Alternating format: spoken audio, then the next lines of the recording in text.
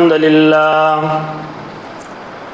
نحمده ونستعينه ونستغفره ونعوذ بالله من شرور أنفسنا ومن سيئات أعمالنا من يهده الله فلا مضل له ومن يضلل فلا هادي له وأشهد أن لا إله إلا الله وحده لا شريك له وأشهد أن محمدًا عبده ورسوله يا أيها الذين آمنوا اتقوا الله حق تقاته ولا تموتن إلا وأنتم مسلمون يا أيها الناس اتقوا ربكم الذي خلقكم من نفس واحدة وخلق منها زوجها وبث منهما رجالا كثيرا ونساء واتقوا الله الذي تساءلون به والأرحام إن الله كان عليكم رقيبا يا أيها الذين آمنوا اتقوا الله وقولوا قولا سديدا يصلح لكم أعمالكم ويغفر لكم ذنوبكم ومن يطع الله ورسوله فقد فاز فوزا عظيما أما بعد فإن خير الحديث كتاب الله وخير الهدي هدي محمد صلى الله عليه وسلم وشر الأمور محدثاتها وكل محدثة بدعة وكل بدعة ضلالة وكل ضلالة في النار أعوذ بالله السميع العليم من الشيطان الرجيم بسم الله الرحمن الرحيم يا أيها الذين آمنوا كتب عليكم الصيام كما كتب على الذين من قبلكم لعلكم تتقون وقال النبي صلى الله عليه وسلم بني الإسلام على 5 شهادة أن لا إله إلا الله وأن محمد رسول الله وإقام الصلاة وإيتاء الزكاة والحج وصوم رمضان. محترم حاضرین جمعہ، بزرگوں، نوجوان ساتھیوں، پردہ نشین ماؤں بہنوں، سب سے پہل ہر طرح کی تعریف، کبریائی، بڑائی، حمد و ثنا بیان کرتے ہیں اس اللہ رب العالمین کا جس نے ہمیں پیدا کیا اور پیدا کرنے کے بعد یوں ہی بے راہ روی کا شکار ہوتے ہوئے نہیں چھوڑ دیا، بھٹکتے ہوئے نہیں چھوڑ دیا، بلکہ ہماری رشد و ہدایت کے لیے، ہماری گائیڈنس کے لیے، ہماری رہنمائی کے لیے بے شمار انبیاء علیہم السلام کو مبعوث فرمایا. بے شمار درود و سلام ہو تمام انبیاء علیہم السلام پر، خصوصاً نبی آخر الزمان، تاجدار مدینہ، احمد مجتبیٰ، محمد مصطفیٰ، آمینہ کے لخت جگر، نور نظر جناب محمد رسول اللہ صلی اللہ علیہ وسلم پر بے شمار درود و سلام ہو. اللہم صلی علی محمد وعلی آل محمد کما صلیت علی ابراہیم وعلی آل ابراہیم انکا حمید مجید. اللہم بارک علی محمد وعلی آل محمد کما بارکت علی ابراہیم وعلی آل ابراہیم انکا حمید مجید. محترم حاضرین جمعہ، آج کے اس خطبہ جمعہ کے اندر میں نے جس ٹاپک کو سلیکٹ کیا ہے وہ ہے روزے کے احکام و مسائل۔ میرے پیارے ساتھیوں، روزے کے احکام و مسائل ہمارے اور آپ کے لیے جاننا نہایت ہی ضروری ہے، تاکہ ہم اپنے روزے کی حفاظت کر سکیں اور روزے کا جو مقصد ہے لعلکم تتقون، کہ اپنے اندر تقوی پیدا ہو جائے، وہ فضیلت ہمیں حاصل ہو جائے۔ تو میرے پیارے ساتھیوں، روزے کے مسائل میں سب سے پہلا مسئلہ ہے نیت کے مسائل۔ ہر کام سے پہلے، ہر اعمال سے پہلے نیت کا ہونا ضروری ہے۔ تمام اعمال کا دار و مدار نیتوں پر ہے، جیسا کہ اللہ کے نبی صلی اللہ علیہ وسلم کی حدیث ہے، عن عمر بن الخطاب رضی اللہ عنہ قال، حضرت عمر بن خطاب رضی اللہ عنہ بیان فرماتے ہیں، سمعت رسول اللہ صلی اللہ علیہ وسلم، کہ میں نے اللہ کے پیارے نبی صلی اللہ علیہ وسلم کو ارشاد فرماتے ہوئے سنا، انما الاعمال بالنیات، اعمال کا دار و مدار نیتوں پر ہے۔ اللہ کے پیارے نبی صلی اللہ علیہ وسلم فرماتے ہیں کہ فمن کان ہجرتہ الی دنیا یصیبها او امرأۃ یتزوجها فہجرتہ الی ما ہاجر الیہ، اگر کوئی شخص اس نیت کے ساتھ اگر وہ ہجرت کرتا ہے، مائگریشن کرتا ہے کہ وہ وہاں جا کر کے کسی خوبصورت عورت سے شادی کر لے، اگر وہ کسی عورت سے نکاح کرنے کی نیت سے اگر وہ ہجرت کرتا ہے، اللہ کے پیارے نبی صلی اللہ علیہ وسلم فرماتے ہیں کہ اس کی ہجرت اسی کے لیے۔ تو اس حدیث سے کیا پتا چلا؟ اس حدیث سے یہ پتا چلا کہ ہر اعمال سے پہلے نیت کا ہونا ضروری ہے۔ تو یہ روزہ بھی ایک طرح کا عمل ہے، اس کے لیے بھی نیت کا ہونا ضروری ہے، لیکن یاد رکھیے نیت دل کے ارادے کا نام ہے، نیت زبان سے نہیں کی جاتی۔ بہت سارے لوگ نیت تو زبان سے کرتے ہیں، جب وہ روزہ رکھتے ہیں، سحری کھاتے ہیں تو نیت کرتے ہیں اور کہتے ہیں وَبِصَوْمِ غَدٍ نَوَيْتُ۔ یاد رکھو میرے پیارے ساتھیوں، یہ جو دعا کہا کر کے، یہ دعا پڑھ کر کے جو نیت کی جاتی ہے، یہ ایک طرح کی بدعت ہے، بلکہ نیت کا تعلق دل سے ہے، زبان سے نہیں ہے۔ اگر آپ فرض روزہ رکھ رہے ہیں تو فرض روزے کی نیت آپ کو فجر سے پہلے کرنا ضروری ہے، جیسا کہ حضرت حفصہ رضی اللہ عنہ بیان فرماتی ہے کہ اللہ کے پیارے نبی صلی اللہ علیہ وسلم نے ارشاد فرمایا کہ جس شخص نے فرض روزے کی نیت فجر سے پہلے نہیں کی، اس شخص کا روزہ نہیں ہے، یعنی اس کا روزہ نہیں ہو سکتا۔ تو پتہ کیا چلا کہ اگر آپ فرض روزے رکھ رہے ہیں تو فرض روزے کے لیے فجر سے پہلے نیت کرنا ضروری ہے، لیکن اگر آپ نفل روزہ رکھ رہے ہیں تو نفل روزہ کے لیے آپ کبھی بھی نیت کر سکتے ہیں، جیسا کہ اللہ کے نبی صلی اللہ علیہ وسلم کی حدیث ہے۔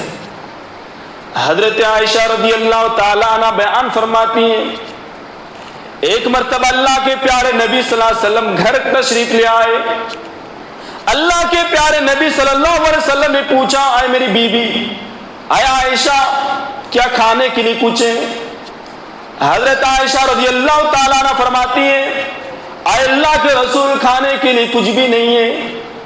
تو اللہ کے پیارے نبی صلی اللہ علیہ وسلم نے فرمایا کہ ٹھیک ہے، پھر میں روزہ رکھ لیتا ہوں۔ حضرت عائشہ رضی اللہ تعالیٰ عنہ بیان فرماتی ہیں کہ ایک اور دن اللہ کے پیارے نبی صلی اللہ علیہ وسلم تشریف لے آئے، پھر اللہ کے پیارے نبی صلی اللہ علیہ وسلم نے یہی سوال کیا، آئے میری بیوی، آئے عائشہ، کیا گھر میں کچھ کھانے کے لیے؟ حضرت عائشہ رضی اللہ تعالیٰ نے کہتی ہیں کہ میں نے کہا اللہ کا رسول، میرے پاس حلوہ ہے، میرے پاس خیس ہے۔ اللہ کے پیارے نبی صلی اللہ علیہ وسلم نے اس حلوے کو کھایا اور روزہ توڑ دیا۔ تو اس حدیث سے کیا پتا چلا کہ اللہ کے پیارے نبی صلی اللہ علیہ وسلم روزے سے تھے، یعنی آتے اور دیکھتے کھانے کچھ نہیں ہے، کہا ٹھیک ہے میں روزہ رکھ لیتا ہوں، یعنی نیت بعد میں کیے، دن کے اندر کیے۔ دوسرا جملہ سے پتہ کیا چلا کہ اللہ کے پیارے نبی صلی اللہ علیہ وسلم کے پاس اگر کوئی چیز مہیا ہو جاتی نفل روزے کے لیے، اللہ کے نبی صلی اللہ علیہ وسلم کا اگر دل نہیں کرتا، اللہ کے نبی صلی اللہ علیہ وسلم اس کو ترک کر دیتے۔ تو پتہ کیا چلا؟ پتہ یہ چلا کہ اعمال کے لیے، روزے کے لیے آپ کو نیت ہونا جو ہے نیت ہونا ضروری ہے، لیکن یہ نیت دل سے کرنی ہے، زبان سے نہیں ہے۔ اسی طرح روزے کے مسائل میں سے دوسرا مسئلہ ہے سحری اور افطاری کے مسائل۔ رمضان کے مہینے کے اندر سحری کے لیے 2 آذان دینا یہ سنت ہے، یعنی اگر آپ سحری کے لیے اس نیت سے اگر آپ آذان دیتے ہیں تاکہ لوگ جاگ جائیں، یہ سنت ہے، جیسا کہ اللہ کے نبی صلی اللہ علیہ وسلم کی حدیث ہے۔ حضرت عائشہ صدیقہ رضی اللہ تعالیٰ عنہ بیان فرماتی ہیں، اللہ کے پیارے نبی صلی اللہ علیہ وسلم نے ارشاد فرمایا، اللہ کے پیارے نبی صلی اللہ علیہ وسلم نے فرمایا، آیا عائشہ جب حضرت بلال رضی اللہ تعالیٰ عنہ آذان دے دیتے تم کھانا شروع کر دو، اور جب عبداللہ ابن مکتوم رضی اللہ تعالیٰ عنہ آذان دینے لگے تو تم اپنے کھانا چھوڑ دو۔ یعنی 2 آذان ہوتی تھی، جب حضرت بلال رضی اللہ عنہ آذان دیتے تو اس آذان کا مطلب یہ ہوتا کہ سحری کا وقت شروع ہو چکا ہے، اور جب حضرت عبداللہ ابن مکتوم رضی اللہ عنہ جو کہ نابینا صحابی ہیں جب وہ آذان دیتے تو اس کا مطلب یہ ہوتا کہ اب سحری کا جو وقت ہے، ٹائم ہے، وہ اینڈنگ ہو چکی ہے، ختم ہو چکی ہے۔ تو پتہ کیا چلا کہ آپ سحری کے لیے آذان دے سکتے ہیں، لیکن افسوس کی بات ہے کہ آج ہم اس سنت کو زندہ نہیں کر رہے ہیں، بلکہ ہم مائک لے کر کے چلا چلا کر کے ہم اعلان کرتے ہیں، نعت شریف پڑھتے ہیں، چلا چلا کر کے 2 بجے 3 بجے رات کو محلے کے اندر مائک لے کر کے چلا چلا کر اعلان کرتے ہیں، لوگوں کی نیندیں خراب کرتے ہیں۔ ہو سکتا ہے کوئی ہمارے غیر مسلم بھائی ہو، اس کی بھی نیند خراب ہوتی ہے۔ میرے پیارے ساتھیوں، یاد رکھنا یہ ایک طرح کی بدعت ہے، یہ ایک طرح کی بدعت ہے، اور آج اس کی ضرورت بھی نہیں ہے کہ آج ہم چلا چلا کر کے محلے میں جائیں جگانے کے لیے۔ الحمدللہ آج ہر کسی کے پاس اینڈرائڈ موبائل ہے یا کوئی بھی موبائل ہے، ہر کسی کے پاس موبائل موجود ہے، اگر وہ چاہے تو الارم سیٹ کر کے وہ جاگ سکتا ہے، اس کی ضرورت نہیں ہے۔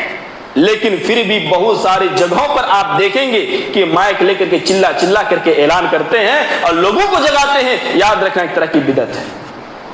اسی طرح سحری کے مسائل میں سے دوسرا مسئلہ ہے کہ اگر آپ سحری کر رہے ہیں اور مؤذن صاحب آذان دے دیے تو کیا کریں؟ اس سچویشن میں ہمیں کیا کرنا چاہیے؟ کھانا چھوڑ دینا چاہیے؟ نہیں، اس کا جواب یہ ہے کہ اگر آپ سحری کھا رہے ہیں، مؤذن صاحب آذان دے دی، آپ کے سامنے پلیٹ میں جو بھی کھانا ہے جلدی جلدی کھا لینا چاہیے، چھوڑنا نہیں چاہیے۔ بہت سارے لوگوں کو مسئلہ معلوم نہیں، بلکہ وہ کرتے یہ ہے جیسی آذان ہوتی ہے کھانا اس کی پلیٹ میں رہتا ہے چھوڑ دیتے ہیں۔ ایسا نہیں ہے، مسئلہ یاد رکھیے، اگر آذان ہو رہی ہے، اگر آپ سحری کھا رہے ہیں، اسی بیچ میں اگر آذان ہو گئی تو آپ چھوڑے نہیں بلکہ جلدی جلدی کھانا جو ہے اس کو کھا لیں۔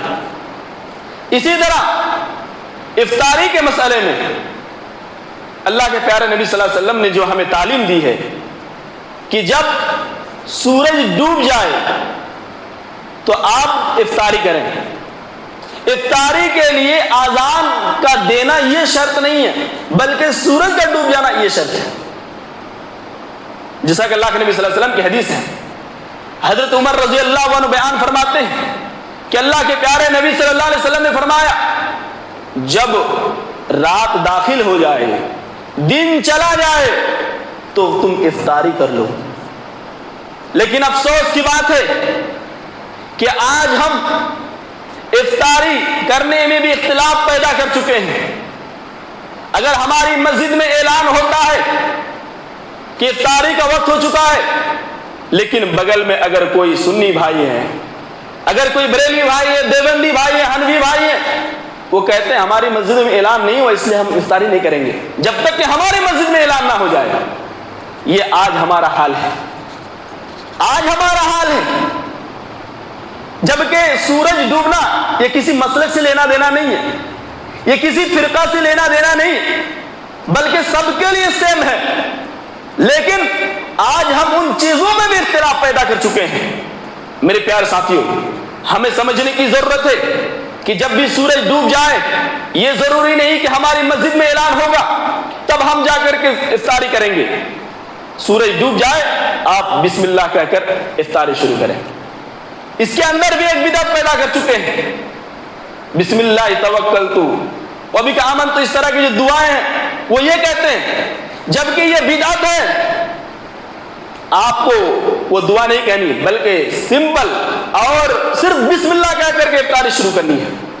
اور جب آپ افطاری کر لیں تو آپ ذهب الظمأ وابتلت العروق وثبت الاجر انشاءاللہ، آپ یہ دعا پڑھیں. لیکن آج ہم یہ دعا نہیں پڑھتے، جبکہ یہ صحیح حدیث سے ثابت ہے. ہم یہ دعا نہیں پڑھتے، بلکہ آپ افطاری کے ٹائم پہ دیکھیے گا وہ یہ دعا پڑھتے ہیں، اللہم لک صمت وعلی رزقک افطرت. جبکہ میں نے پچھلے خطبے کے اندر بھی بتایا کہ یہ حدیث ضعیف ہے، اس حدیث کے اندر تدلیس ہے. لیکن اس کے باوجود آج ہم اس دعا کو چھوڑنے کے لیے تیار نہیں ہیں.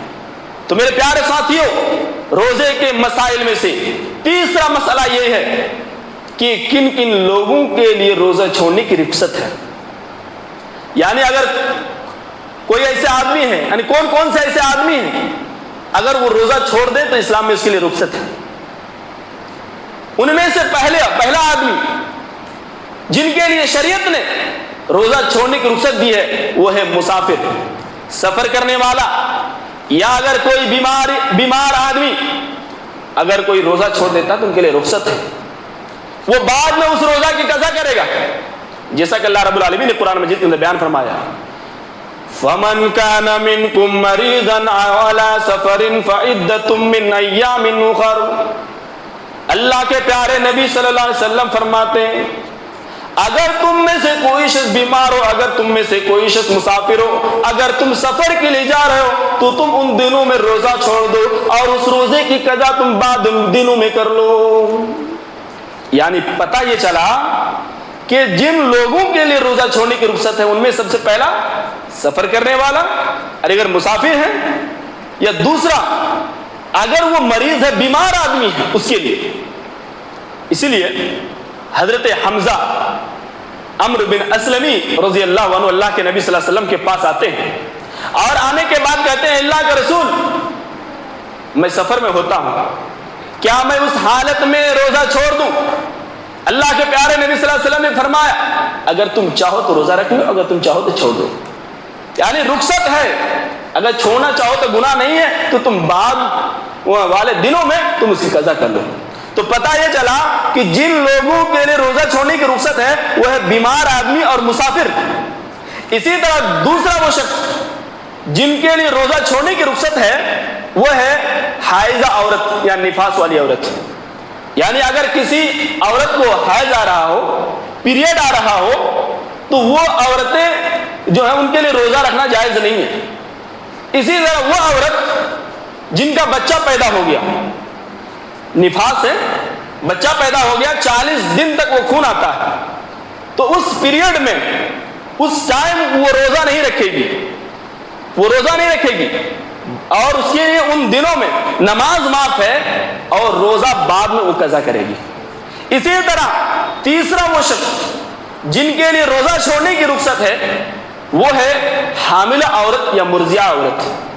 یعنی اگر کوئی پریگننٹ عورت ہے یا کوئی دودھ پلانے والی عورت ہے اس کے لیے بھی رخصت ہے، اگر وہ روزہ نہ رکھے تو کوئی فرق نہیں پڑے گا، بعد میں اس روزہ کی قضا کریں گی. اگر دودھ پلانے والی ہے، جیسے کوئی عورت ہے وہ حاملہ ہے، پریگننٹ ہے، اور رمضان کا مہینہ آ گیا، وہ روزہ نہیں رکھے گی بلکہ وہ بعد میں رکھے گی.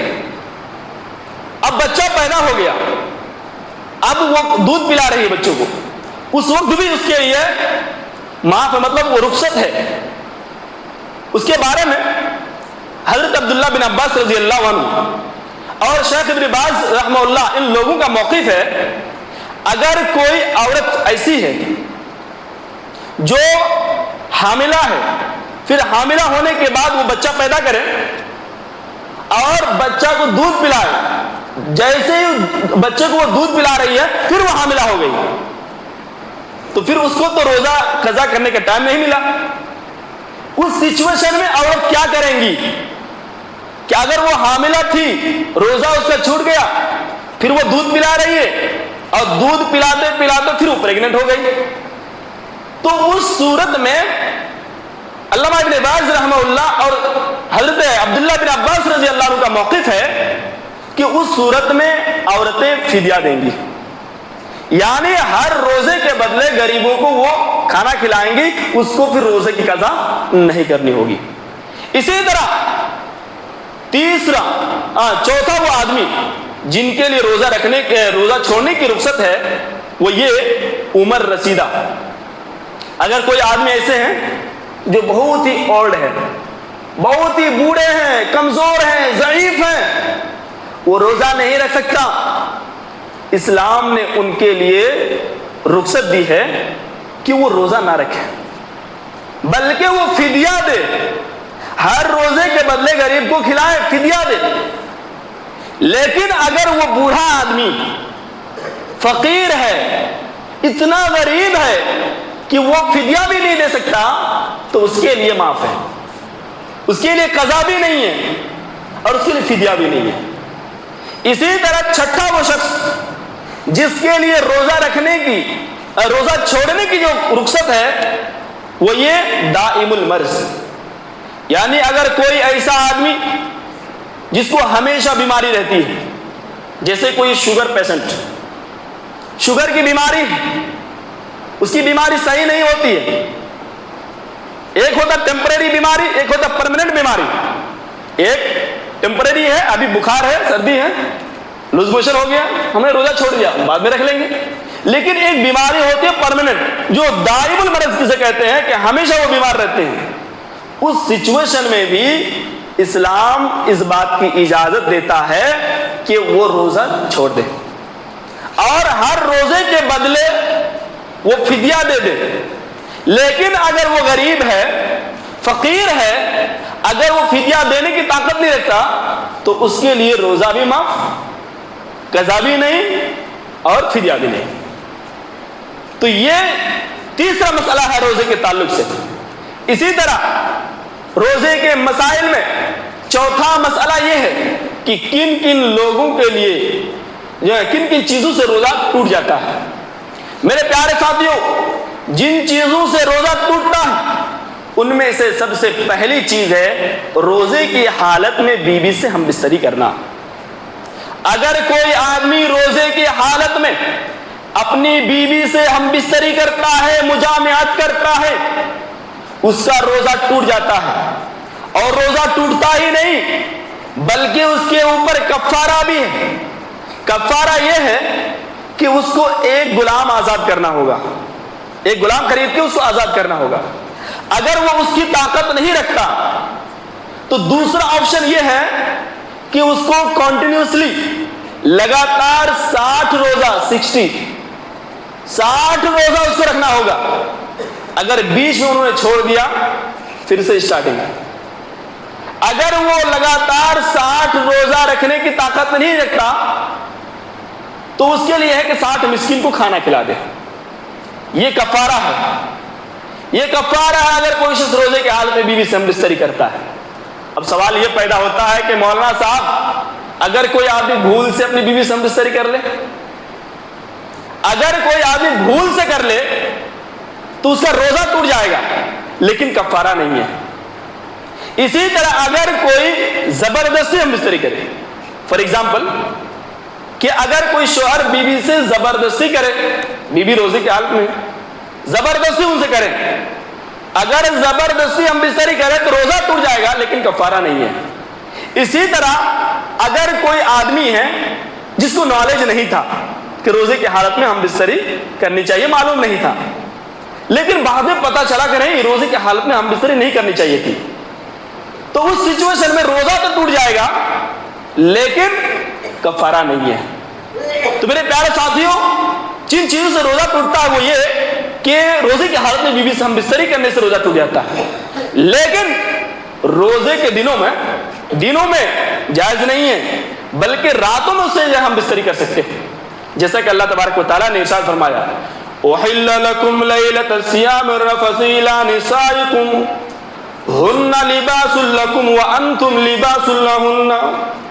اللہ تبارک و تعالیٰ فرماتا ہے کہ روزے کے راتوں میں تمہاری بیویاں تمہارے لیے حلال ہیں، ہن لباس لکم وانتم لباس لہن، تمہاری بیویاں تمہارے لیے لباس ہیں اور تم اس کے لیے لباس ہو۔ تو پتہ کیا چلا کہ روزے کے رمضان کے راتوں میں آپ کے لیے حلال ہے اور دنوں میں جو ہے حلال نہیں ہے۔ اسی طرح جن چیزوں سے روزہ ٹوٹ جاتا ہے ان میں دوسری چیزیں جان بوجھ کر کھانے پینے سے روزہ ٹوٹ جاتا ہے۔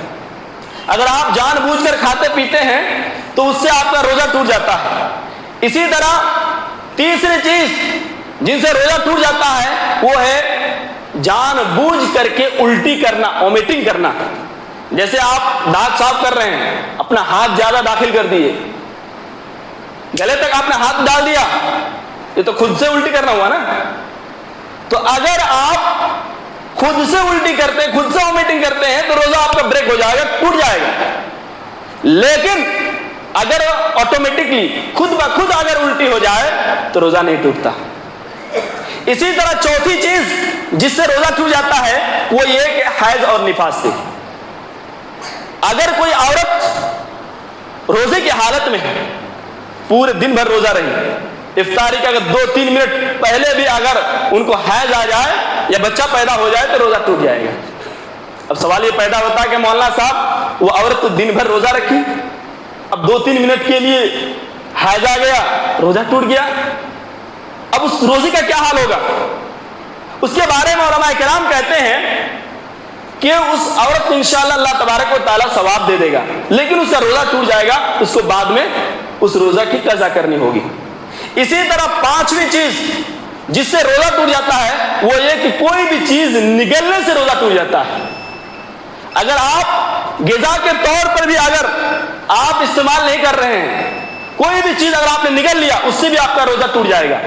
جیسے آپ نے گوشت کھایا، سحری میں آپ نے گوشت کھایا، دانت میں گوشت لگا ہوا ہے، اور آپ نے گوشت کو باہر نکال کے پھینکا نہیں بلکہ اس کو آپ نے نگل لیا، دن میں اس کو دانت سے نکال کر کے نگل لیا اندر، تو اس سے بھی آپ کا روزہ جو ہے ٹوٹ جائے گا۔ اسی طرح چھٹی چیز جس سے روزہ جو ہے ٹوٹ جاتا ہے وہ یہ کہ گلوکوز یا وٹامن کے انجیکشن لگانے سے یا پانی چڑھانے سے، جو بوتل ہوتا ہے نا پانی چڑھاتے ہیں، یعنی جس سے آپ کو طاقت پردان ہو، جس سے آپ کو انرجی ملے، اس سے آپ کا روزہ ٹوٹ جائے گا۔ اسی طرح ساتویں چیز جس سے روزہ ٹوٹ جاتا ہے وہ یہ کہ مشت زنی کرنے سے، مسٹربیشن کرنے سے روزہ ٹوٹ جاتا ہے۔ میرے پیارے ساتھیوں، یہ چند چیزیں تھی جن کے ذریعے روزہ ٹوٹ جاتا ہے۔ ان کے علاوہ کچھ ایسی چیزیں ہیں جن سے روزہ تو نہیں ٹوٹتا لیکن روزے کی حالت میں کرنا جائز نہیں ہے۔ ان میں سب سے پہلی چیز کہ روزے کی حالت میں گل کرنا یہ جائز نہیں ہے۔ بہت سارے ایسے ہمارے مسلمان بھائی ہیں جو روزے کی حالت میں گل کرتے ہیں۔ ذرا سوچو میرے پیارے ساتھیوں، ذرا اپنے دل پہ ہاتھ رکھ کر کے سوچو اور مجھے بتاؤ، روزہ ایک ایسی عبادت ہے جس کے اندر آپ حلال چیز کو چھوڑ دیتے ہیں۔ بیوی آپ کے لیے حلال ہے، آپ روزے کی حالت میں بیوی کو چھوڑ دیتے ہیں، بیوی سے ہم بستری نہیں کرتے۔ کھانا پینا آپ کے لیے حلال ہے لیکن آپ روزے کی حالت میں کھانا پینا چھوڑ دیتے ہیں۔ تو ذرا سوچو کہ روزے کی حالت میں حلال چیزیں حرام ہو جاتی ہیں تو پھر حرام چیزیں حلال کیسے ہو سکتی ہے؟ میرے پیارے ساتھی، کیا ہمیں یہ بات سمجھ نہیں آتی؟ کیا یہ معمولی سی بات جو زیادہ ڈیفیکلٹ بھی نہیں ہے، مشکل بھی نہیں ہے، کیا ہمیں سمجھ میں نہیں آتی؟ میرے پیارے ساتھیوں، میں آپ سے کہنا چاہتا ہوں اللہ کے واسطے اس روزے کی حالت میں آپ گل نہ کریں، یہ گل نشہ ہے۔ اب آپ کہیں گے مولانا صاحب ہم تو منجن کے طور پہ استعمال کرتے ہیں۔ نہیں، حرام چیزیں منجن کے طور پر استعمال نہیں کر سکتے، کیونکہ اللہ کے نبی صلی اللہ علیہ وسلم کی حدیث ہے، حضرت حضرمی رحمہ اللہ وہ جو ہے عبداللہ بن شقاق سے بیان کرتے ہیں کہ اللہ کے پیارے نبی صلی اللہ علیہ وسلم سے پوچھا گیا، اے اللہ کے رسول صلی اللہ علیہ وسلم، کیا ہم شراب کو دوا کے طور پر استعمال کر سکتے ہیں؟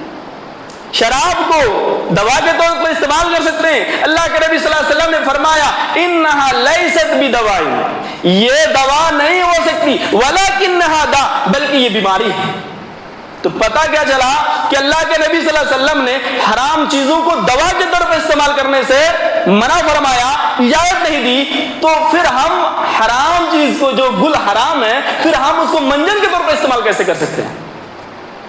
اب آپ چاہیں گے کہ اس میں نشہ کیا ہے؟ تھوڑی موڑی نشہ ہے، زیادہ تو نہیں ہے، ہم تو بے ہوش نہیں ہو جاتے ہیں جس طرح ہم دارو پیتے ہیں، بیئر پیتے ہیں۔ یاد رکھیے اللہ کے نبی صلی اللہ علیہ وسلم فرماتے ہیں، ما اسکر کثیرہ فقلیلہ حرام، جس کا زیادہ استعمال کرنا حرام ہے اس کا تھوڑا استعمال کرنا بھی حرام ہے۔ اگر آپ گل اتنا لے لیجئے اور کھائیے، نشہ آئے گا کہ نہیں آئے گا؟ بالکل آئے گا۔ اگر گٹکا کھا رہے ہیں نا یا کوئی بھی گل کو آپ لے لیجئے، گل آپ تھوڑا استعمال کر رہے ہیں، نشہ نہیں ہے، زیادہ استعمال کیجئے، آپ کو چکر آئے گا نہیں، نشہ آئے گا نہیں؟ تو جب زیادہ استعمال کرنے سے نشہ آ سکتا ہے اس کا تھوڑا استعمال کرنا بھی حرام ہے۔ تو میرے پیار ساتھیوں، اس سے روزہ نہیں ٹوٹتا، علماء کرام نے کہا روزہ نہیں ٹوٹتا، لیکن یہ جائز نہیں ہے۔ اسی طرح روزے کی حالت میں آپ کو گالی نہیں دینی ہے، جھگڑا نہیں کرنا ہے، چغلی نہیں کرنی ہے، غیبت نہیں کرنی ہے۔ ذرا سوچو کہ آپ عبادت کر رہے ہیں، آپ نیکی کمانے کے لیے، تقوی حاصل کرنے کے لیے، اور آپ اس حالت میں گالی دے رہے ہیں، چغلی کر رہے ہیں۔ میرے بھائیوں، آپ کو ایسا نہیں کرنا ہے، لان تان نہیں کرنا، گالی نہیں دینی ہے۔ اسی طرح روزے کے مسائل میں پانچواں مسئلہ یہ ہے کہ کن کن چیزوں سے روزہ نہیں ٹوٹتا۔ جن چیزوں سے روزہ نہیں ٹوٹتا ان میں سب سے پہلی چیز ہے بھول کر کھانے پینے سے روزہ نہیں ٹوٹتا۔ اگر آپ بھول کر کھا پی لیتے ہیں تو اس سے آپ کا روزہ نہیں ٹوٹتا ہے۔ اسی طرح دوسری چیز جس سے روزہ نہیں ٹوٹتا وہ یہ کہ نائٹ فال ہونے سے روزہ نہیں ٹوٹتا۔ اگر روزے کی حالت میں ہیں، آپ دن کو سوئے، آپ کی منی خارج ہو گئی، منی خارج ہو گئی، تو اس سے آپ کا روزہ نہیں ٹوٹے گا، یاد رکھیے۔ اسی طرح مسواک کرنے سے بھی روزہ نہیں ٹوٹتا۔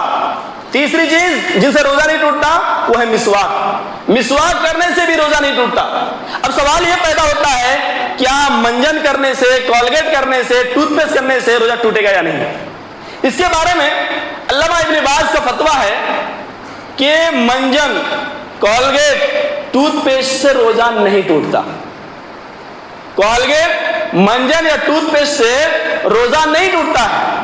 اسی طرح چوتھی چیز جس سے روزہ نہیں ٹوٹتا ہے وہ یہ کہ بوقت ضرورت سالن چاکھنے سے، سالن جو ہے چکھنے سے روزہ نہیں ٹوٹتا۔ جیسے عورتیں ہیں، کسی کا شوہر بہت ہی خڑوس آدمی ہے، گالی دیتے ہیں بات بات پر، تو اس عورت کی اجازت ہے کہ وہ تھوڑا سا چکھ کر کے پھر کلی کر دے۔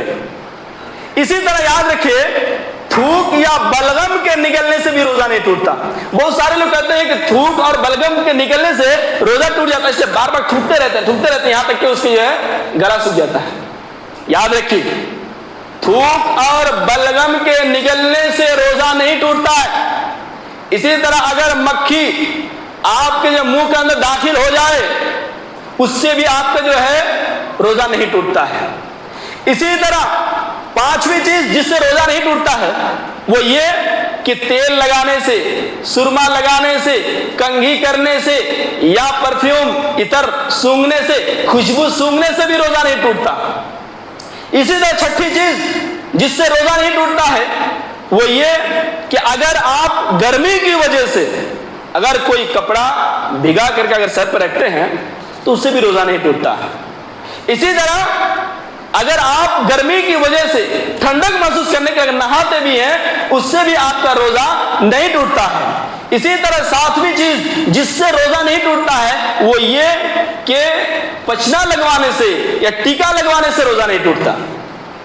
اگر آپ پچنا لگاتے ہیں جو خراب قسم کا بلڈ ہوتا ہے اس کو نکالنے کے لیے، تو تو اللہ کے نبی صلی اللہ علیہ وسلم نے روزے کی حالت میں پچنا لگوائے. یہ اس بات کی دلیل ہے کہ روزے کی حالت میں پچنا لگانے سے یا ٹیکا لگانے سے بھی روزہ نہیں ٹوٹتا ہے. اسی طرح 8ویں چیز جس سے روزہ نہیں ٹوٹتا ہے وہ یہ کہ پین کلر کے انجیکشن لینے سے بھی روزہ نہیں ٹوٹتا. یعنی بخار ہے نا، پین کلر درد وغیرہ کے لیے، اگر اس چیز کے لیے اگر آپ انجیکشن استعمال کرتے ہیں، یعنی وہ غذا نہیں بلکہ دوا ہے، آپ کو انرجی نہیں مل رہا، آپ کی بیماری کو صحیح کر رہے ہیں، تو پین کلر کے انجیکشن دینے سے بھی آپ کا روزہ نہیں ٹوٹتا ہے.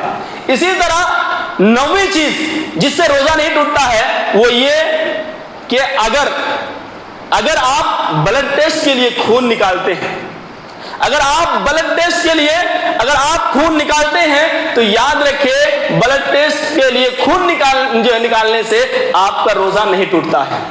بہت سارے لوگ کہتے ہیں، جیسے کہ کووڈ-19 کا سمے تھا، وقت تھا، جس کے اندر بہت سارے لوگوں نے یہ سوال کیا کہ ہمیں جو ہے ویکسین لینا ہے، کیا ہمارا روزہ جو ٹوٹ جائے گا یا نہیں، یا ہمیں بلڈ ٹیسٹ کرنا ہے، ہم کو فوراً جانا ہے، عمرے کے لیے جانا ہے اور ہمیں میڈیکل ضروری ہے، تو ہم بلڈ جو لیتے ہیں تو کیا بلڈ کے جو ہے نکالنے سے روزہ ٹوٹ جائے گا؟ تو یاد رکھیے بلڈ ٹیسٹ کے لیے یا آپ کو کوئی زخم ہو گیا اور جو آپ کا خون نکل رہا ہو تو اس سے بھی آپ کا روزہ نہیں ٹوٹتا ہے. اسی طرح 11ویں چیز اور لاسٹ چیز جس سے روزہ نہیں ٹوٹتا وہ یہ کہ اگر زبردستی اگر کھلایا جائے کسی کو، اس سے بھی روزہ نہیں ٹوٹتا.